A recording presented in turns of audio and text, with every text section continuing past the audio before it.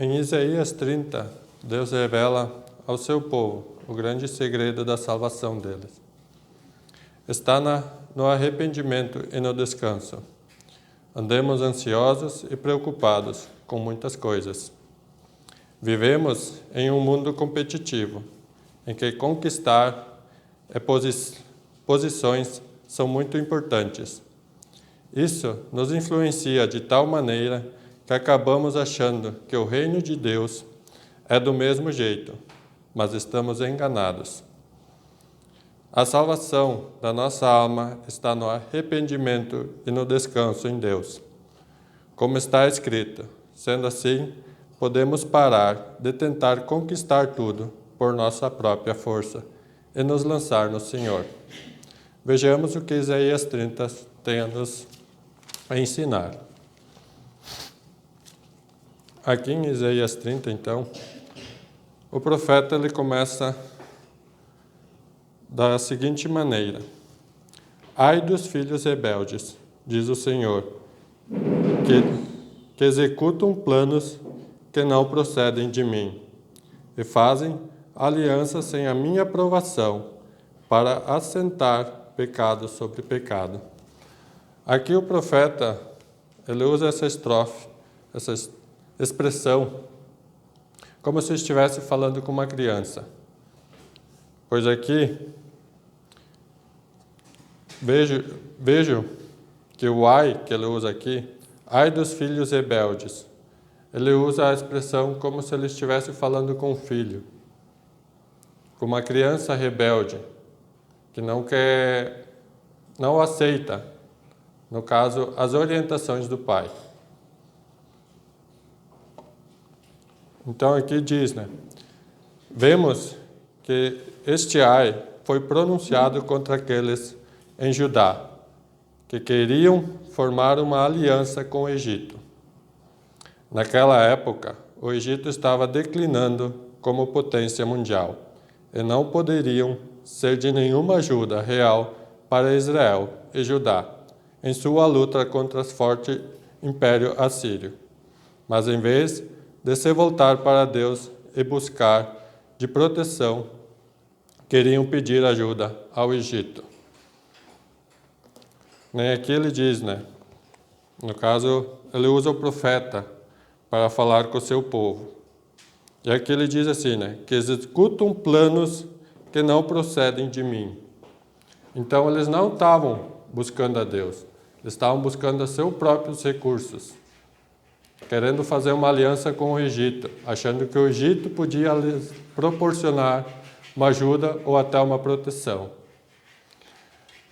No segundo versículo, então, diz, que descem ao Egito sem me consultar, buscando refúgio em Faraó e abrigo, à sombra do Egito.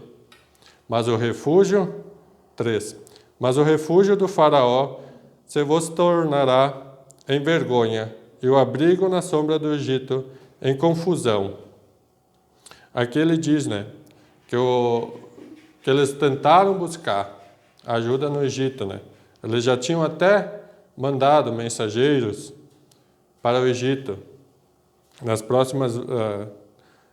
próximo diz, que os príncipes de Judá já estavam em Zoan e os embaixadores já chegaram em Hanes. Mas aqui ele diz, que o abrigo, o refúgio que eles estavam buscando no Egito, lhe seria como que se tornaria em vergonha, porque não era um plano procedido de Deus, era um plano procedido do homem. E o homem ele é falho, ele não consegue buscar recursos próprios. E ainda mais que o Egito naquela época já estava declinando. E ele nem era comparado às forças do Império Assírio, que estavam às suas portas na época, Então, que nem aqui no 8 ele já diz, Vai, pois, escreve isto numa tabuinha perante eles, escreve num livro, para que fiquem registrados para os dias vindouros, para sempre, perpetuamente. Então aqui ele já está querendo falar também com as pessoas futuras, não só com seus filhos de Judá, com os filhos de Israel, né? Mas sim com nós hoje em dia. Porque muitas vezes nós buscamos refúgios em muitas coisas que não vêm de Deus. Nós buscamos refúgio no trabalho, nós buscamos refúgio no nosso chefe. Às vezes nós bajulamos um pouquinho para tentar talvez conseguir um aumento, alguma coisa. Nós sempre estamos buscando algo a mais para nós crescer pessoalmente. E nós esquecemos de Deus. Nós deixamos às vezes os planos de Deus de lado para fazer o nosso próprio. Aqui diz, né? Aqui vemos que uma aliança com o Egito, feita sem consulta ao Senhor, era vergonha para Judá. O Senhor já havia dito muitas vezes, por meio de Isaías, que ele usaria os assírios para destruir o reino do norte e punir o reino do sul. Então, por meio de todo o livro de Isaías, ele já vinha falando que ele ia usar o reino de Assíria. Portanto, buscar ajuda em um império em ruínas era inútil e só poderia resultar em desgraça. Então, buscar essa ajuda que eles queriam no Egito ia trazer a desgraça para Judá e para Israel. Mas vejamos o que Deus tem a nos falar mais à frente, então. No versículo 12. Pelo que assim diz o Santo de Israel. Quem que é o Santo de Israel? Deus. Deus é o Santo de Israel. Visto que rejeitas estas palavras, confias na opressão e na perversidade, e sobre isso vos estribais. Portanto, esta maldade vos será como a brecha de um muro alto, que formando uma barriga está prestes a cair, e cujo vem de repente no momento.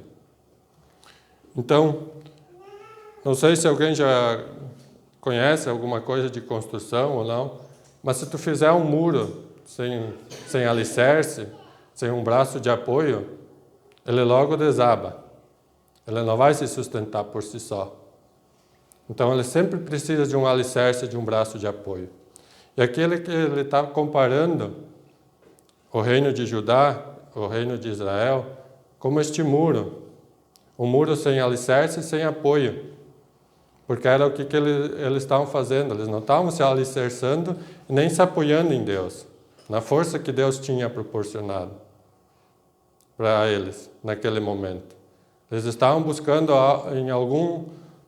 em um reino declinado já, um reino que já estava em ruínas, e já estava, no caso, já estava caindo por si só. E essa aliança ela não ia trazer ajuda nenhuma para Israel. E hoje em dia, nós fizemos muitas vezes disso também. Nós tentamos nos firmar em alguma coisa que não tem fundamento, não tem alicerce. E isso acaba nos trazendo a ruína também, porque nós não estamos buscando a Deus. Nós às vezes deixamos de lado os planos de Deus para executar os nossos próprios planos. Às vezes Deus tem um plano maior para nós, e nós deixamos de lado. Que nem nós estávamos falando antes na escola sabatina, por nós sermos ansiosos, nós não esperemos em Deus. Nós buscamos fazer da nossa própria maneira, para ser mais rápido, para nós então assim conseguir, ou achar que vamos conseguir algo que nós viemos buscando já há tempo. E nós deixemos de confiar em Deus, que mais para frente Ele nos dará esta coisa. Esse pedido, essa oração que nós estamos fazendo. Nós achamos que Deus está demorando a nos entregar. E daí nós vamos buscar os nossos próprios recursos. Então aqui no 15 ele diz assim, né? Portanto, assim diz o Senhor Deus, o Santo de Israel. Em vos converterdes, em sossegardes. Então ele pede para nós nos sossegar, para nós nos converter a Ele, para nós descansar no Senhor e esperar nele, para que assim Ele possa executar o seu plano, que é um plano perfeito, não é um plano falho que nem o nosso. Muitas vezes nós elaboramos um plano, mas nós vemos no meio do caminho que ele não vai resultar em nada. Nós buscamos muitas vezes um recurso que não temos e deixemos de buscar o recurso a Deus, né? E ele continua, né? Esta é a vossa salvação, na tranquilidade e na confiança, a vossa força. Então, aqui ele diz, né, que a nossa força está na tranquilidade e na confiança. Mas no final ele diz, né, mas não a quiserdes. Aqui ele também está dizendo, né, para o povo de Israel, de Judá, que eles eram para ter mais tranquilidade, mais calma, buscar a Deus, o refúgio de Deus. Mas eles queriam buscar o refúgio em Egito. Por isso que ele diz no final, não a quiserdes. Porque eles não queriam o refúgio de Deus, eles queriam o refúgio no Egito, um reino decaído. E continuando, e antes diz, o povo dizendo, né, não sobre cavalos fugiremos, portanto fugireis, e sobre cavalos ligeiros cavalgaremos.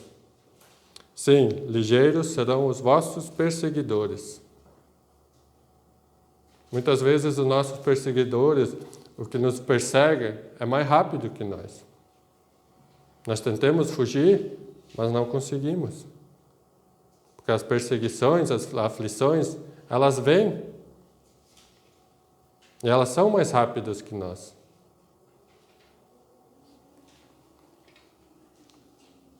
Então, eu vejo que aqui, né, nessa primeira parte, Deus ele diz para que nós descansemos nele, para que nós busquemos refúgio nele. Não nos nossos planos, nas nossas coisas diárias, no nosso trabalho, nos nossos familiares. Muitas vezes nós buscamos, claro, nós temos apoios na nossa família, mas não é o mesmo apoio que nós temos com Deus. Deus é o nosso alicerce, é o nosso fundamento.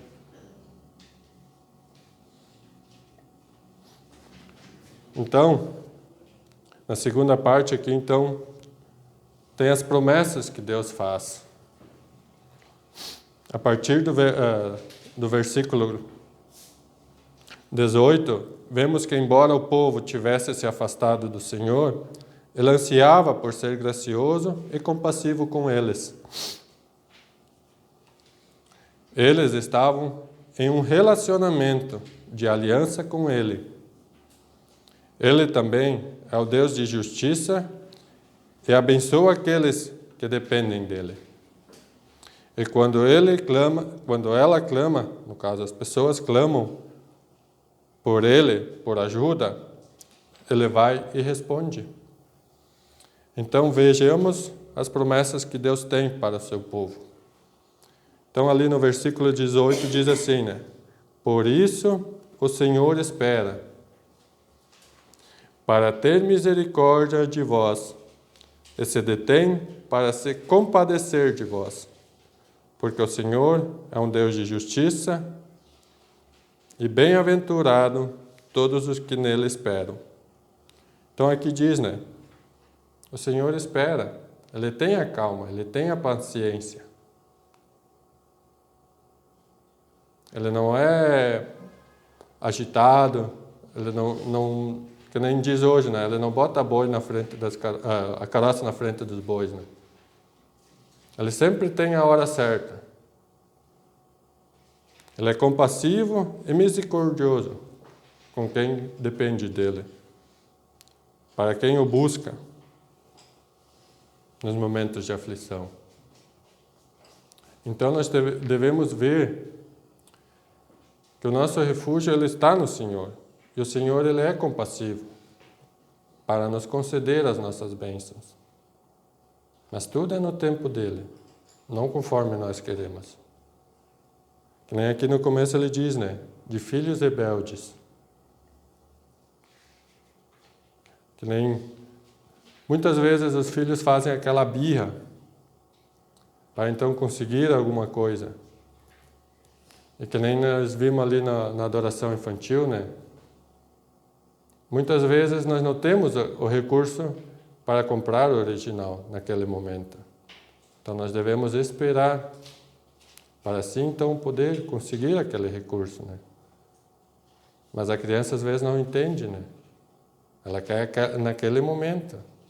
Ela não quer para amanhã, ela quer para hoje. E assim nós também somos, né?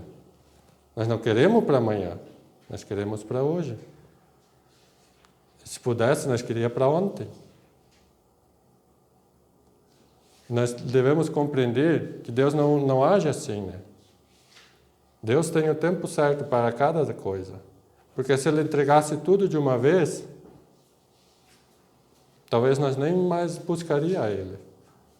Ou então nós não ia desfrutar de tudo que Ele tem a nos oferecer. Imagina tu receber tudo o que tu quer hoje.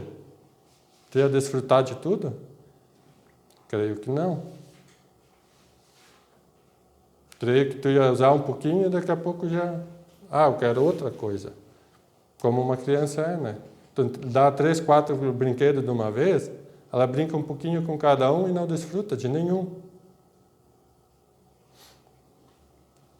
Então, aqui ele diz, né? Bem-aventurado todos os que nele esperam. Feliz é aquele que espera em Deus. Bem-aventurado é aquele que espera em Deus. Portanto, no 19, então, porque o povo habitará em Sião, em Jerusalém, tu não chorarás mais. Certamente se compadecerá de ti a voz do teu clamor, e ouvindo-a te responderá. O nosso alvo principal, né, que diz, né, porque o povo habitará em Sião. Hoje para nós Sião é as moradas celestiais. Devemos compreender assim, né? Nosso alvo principal hoje é as moradas celestiais. E se nós não compreender isso,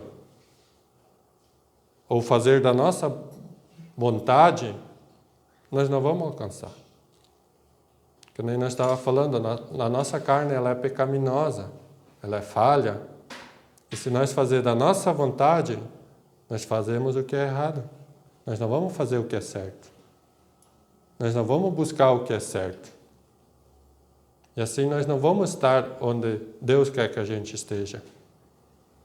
Que é com Ele nas moradas celestiais. E aqui ele diz no final, a tua voz de clamor, a tua voz do teu clamor, assim, e ouvindo-a te responderá. Então ele te responde nas orações. Tu clamando a Ele, tu suplicando a Ele, Ele vai te responder. Mas Ele tem o tempo certo dele. Para assim entregar, então, o que é digno a nós no momento certo. No 21, então, diz assim, né? Quando te desviardes para a direita e quando te desviardes para a esquerda, aos teus ouvidos ouvirão atrás de ti uma palavra, dizendo, este é o caminho, andai por ele. Como eu falei, né? A nossa busca, nós devemos buscar sem cessar as moradas celestiais. E Deus nos guia através do caminho, para que assim nós possamos alcançar. E o Espírito Santo é o porta-voz de Deus.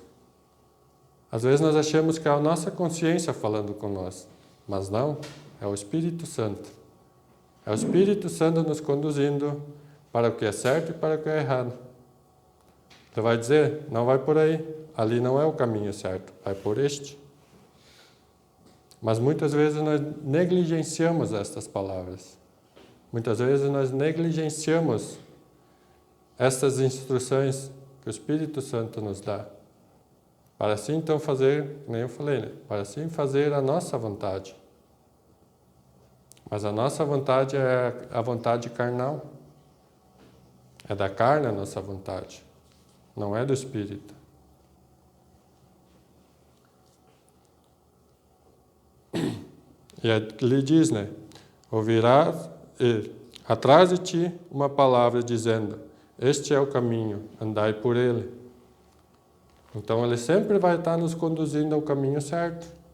Ele vai dizer, vai por este é o caminho, andai por ele. Faça isso, faça aquilo, não faça isso, não faça aquilo.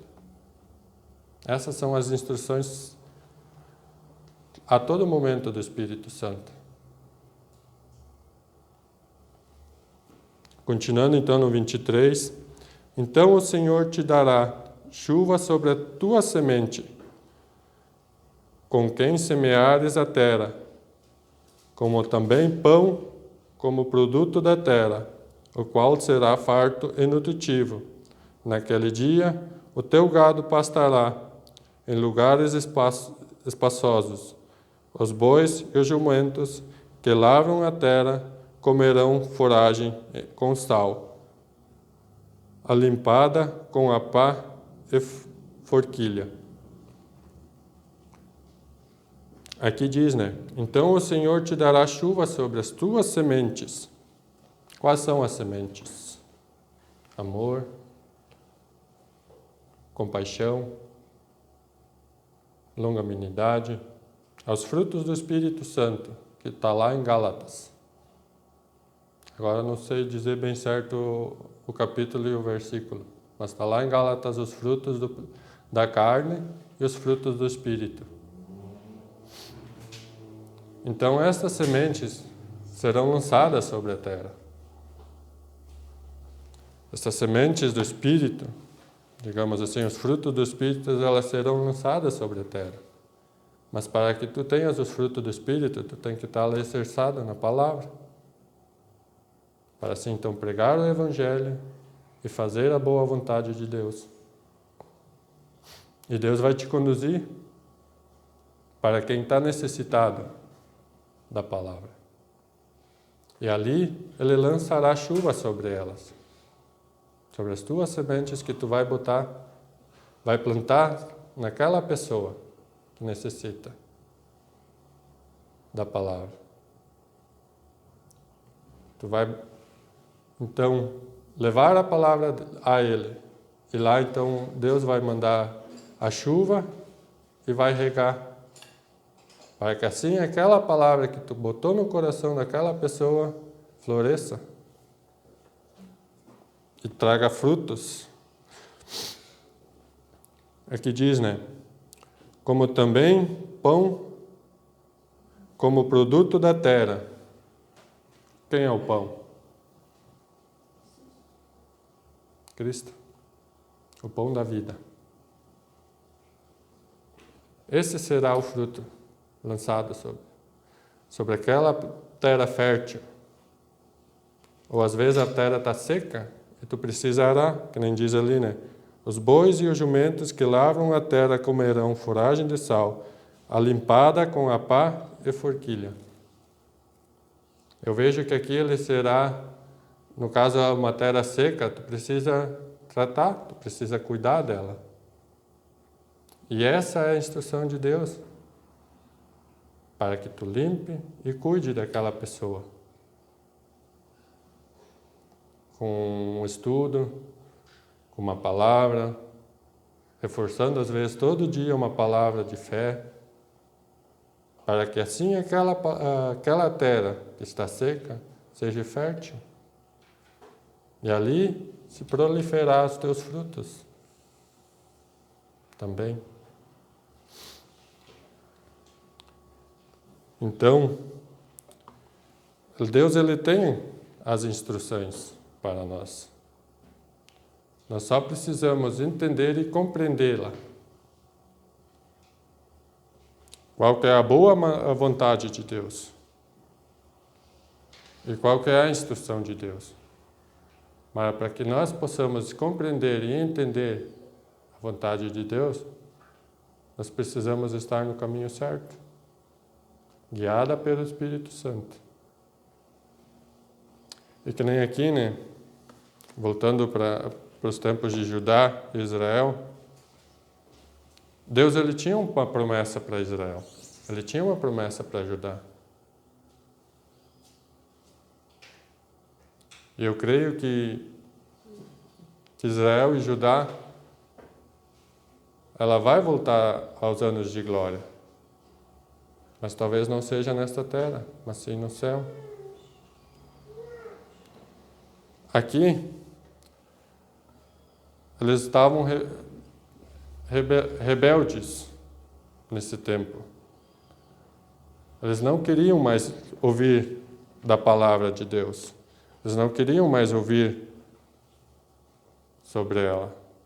Tanto que, voltando ali para o capítulo 9, diz assim: porque povo rebelde é este, filhos mentirosos, filhos que não querem ouvir a lei do Senhor. E hoje é assim também. Tem muito povo rebelde, muito povo mentiroso dentro das igrejas, que não querem andar sobre a lei de Deus. Eles não querem estar no caminho certo. Eles querem fazer da sua própria vontade. Voltando então, diz, né? Eles dizem aos videntes, nos tempos antigos, né? Eles dizem aos videntes: não tenham visões, e aos profetas: não profetizeis para nós o que é reto. Diz-nos coisas aprazíveis, profetiza-nos ilusões. Eles não queriam mais saber da palavra de Deus. Eles não queriam mais saber das leis de Deus. Eles queriam saber das ilusões. Eles queriam só, digamos assim, só a boa vontade da carne, não a boa vontade de Deus. Eles queriam só coisas boas. Tanto que eles falam no final, né? Profetizai-nos ilusões. Porque eles não queriam ouvir o que era reto. Eles não queriam ouvir o que era certo. Porque na época de Judá e Israel, Deus falava fortemente com eles. Ele usava profetas para levar a palavra. Para então assim falar da sua vontade para com eles. Mas eles não queriam mais saber dela. E por isso que eles estavam rebeldes. Por isso que eles eram filhos rebeldes. Isso tu vai ver hoje, muitos não querem também. Eles não querem saber da lei de Deus, eles não querem saber do que é reto. Eles só querem saber de coisas boas, de prosperidade, de milagres. Eles não querem saber dos 10 mandamentos, eles não querem saber de seguir o que é certo. E eles não querem guardar o sábado. Para eles querem guardar o dia que eles bem entender. Para eles não é reto guardar o sábado. E por isso que nós devemos instruir e levar a palavra de Deus, para que eles compreendam a boa vontade de Deus, para que eles compreendam o plano da salvação. Ali no 14 diz ainda assim, né? O Senhor o quebrará, como se quebra o vaso de oleiro, despedaçando-o sem nada, que poupará não se achará entre os seus cacos em que sirvam para tomar fogo da lareira ou tirar água do poço. Então Deus estava dizendo que ele ia quebrar Judá. Como eu falei antes, né? Ele já usava o profeta Isaías para dizer que ele usaria o reino de Assíria para destruir o reino, nem diz ali, né? Para destruir o reino do norte e punir o reino do sul. Mas eles não queriam mais saber disso, eles queriam saber de ilusões. Os videntes não eram mais para ver a destruição, era só para ver coisa boa, riqueza, enfim. Não sei o que na época para eles era bom. E eu vejo que nós também, muitas vezes, nós não queremos estas coisas. Porque muitas vezes ela nos fere, ela machuca. Porque, como diz o ditado, né? A verdade dói.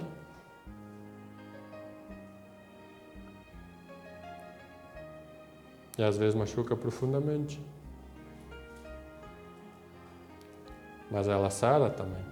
Ela cura, ela cicatriza. E uma mentira não. Mentira fere e inflama.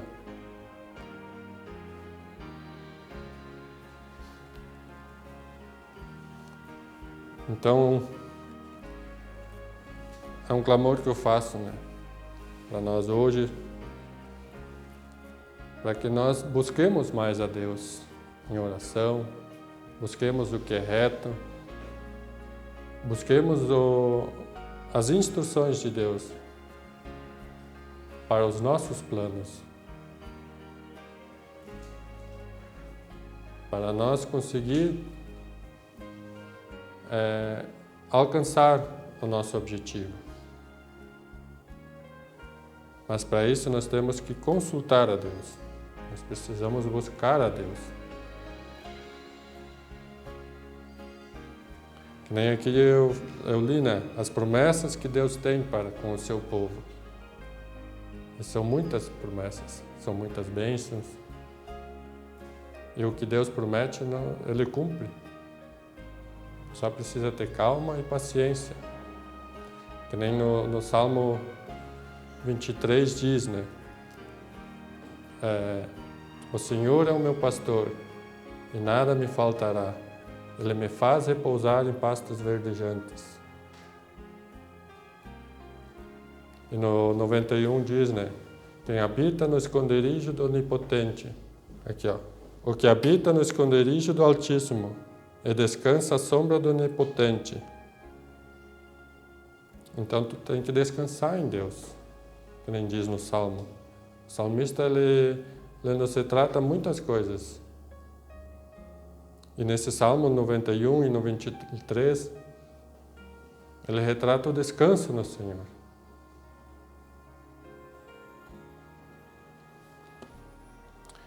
Então nós devemos descansar e buscar a Deus a todo momento. Amém?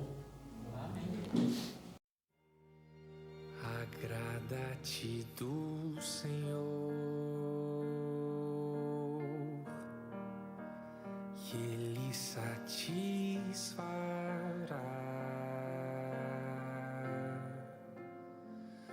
os desejos do teu coração, os desejos do teu coração.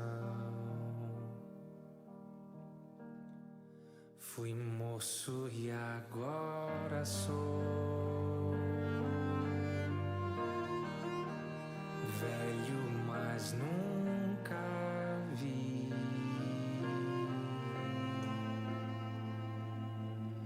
o justo desamparado,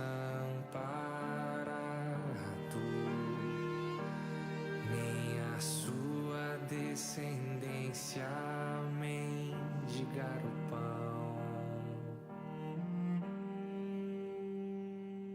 Entrega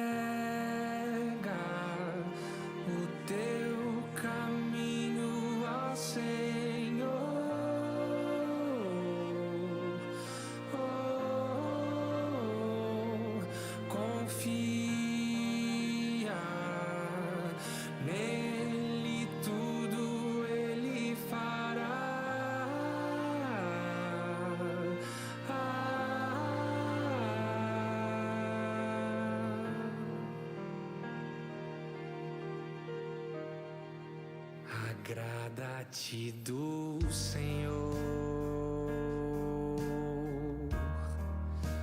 e Ele satisfará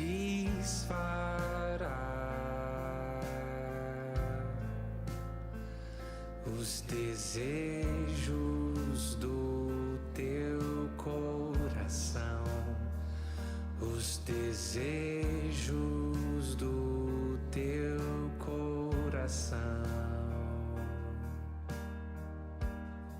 Fui moço e agora sou velho, mas nunca vi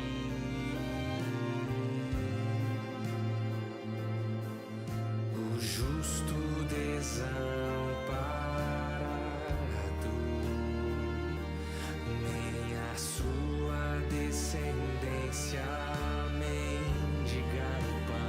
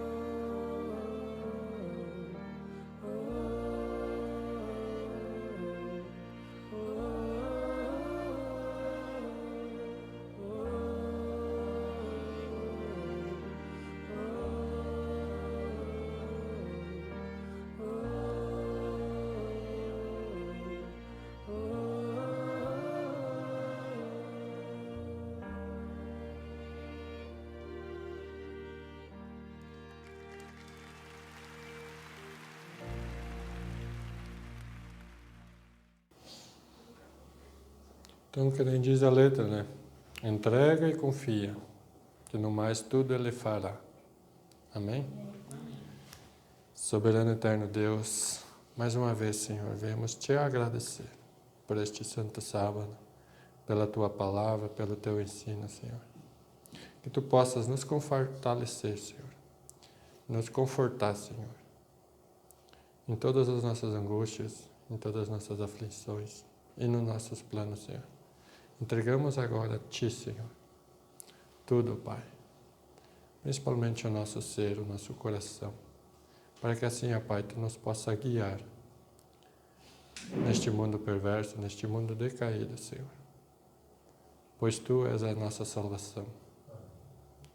E que o Teu Santo Espírito esteja sempre conosco, Senhor, nos conduzindo pelo caminho certo, Pai. Ó Senhor, te peço que Tu estejas também, Senhor, com todos aqueles irmãos que aqui não estavam, Senhor. Que Tu possas estar com eles em casa, ou então nas outras denominações, nas outras igrejas que eles estão hoje, Senhor, levando a Tua palavra, Senhor. E que Tu possas conduzi-lo até em casa, Senhor, com segurança, Pai. E assim a nós também, Senhor, que nós possamos voltar com segurança ao nosso lar e à nossa família. É o que eu te peço agora e rogo em nome de Jesus. Amém.